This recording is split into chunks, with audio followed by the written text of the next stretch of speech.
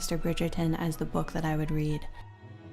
So the first step of these episodes is always to read the entire book and tab every time there is a character description so that we can compile them and create an illustration that is really accurate to the book.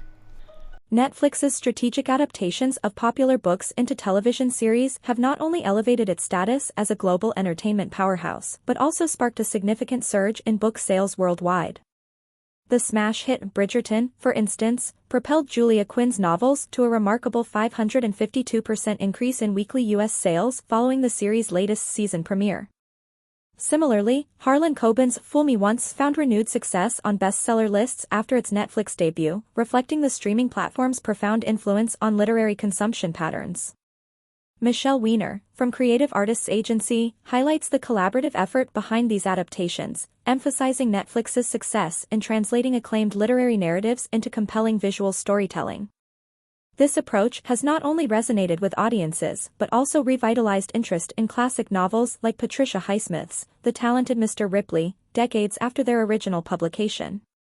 Moreover, Netflix's impact extends beyond print media to audiobooks, where platforms like Spotify have observed a surge in listens for novel adaptations' audio versions. This multimedia strategy enhances viewer engagement by connecting them more deeply with characters and storylines through curated soundtracks and playlists.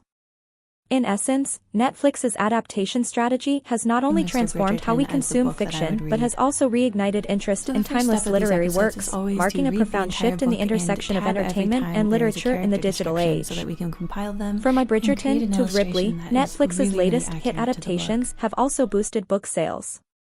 Netflix has had immense success adapting books into television series, turning the streamer into a global driving force for boosting book sales and changing how we read fiction.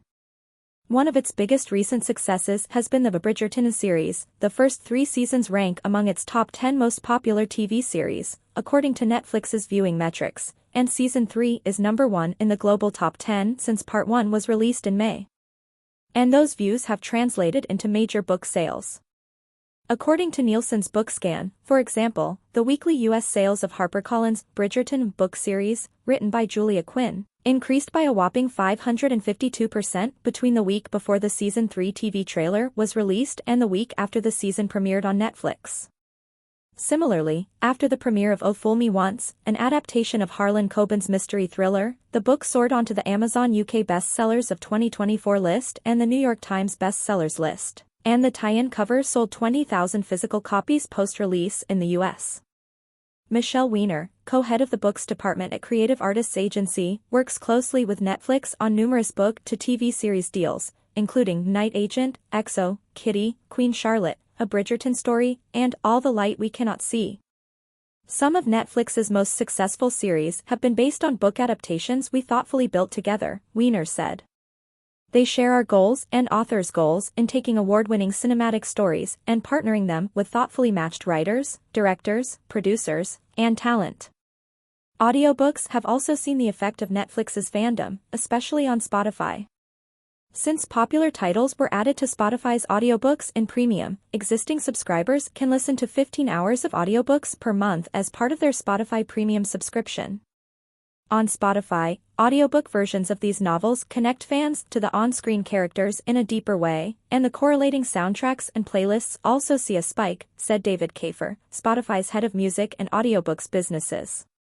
He pointed to Bridgerton as one example, saying they've seen a 1,700% increase in searches of the show, a 150% increase in listens to Quinn audiobooks, and a boost in listens to Vitamin String Quartet, whose pop music covers are featured in the series.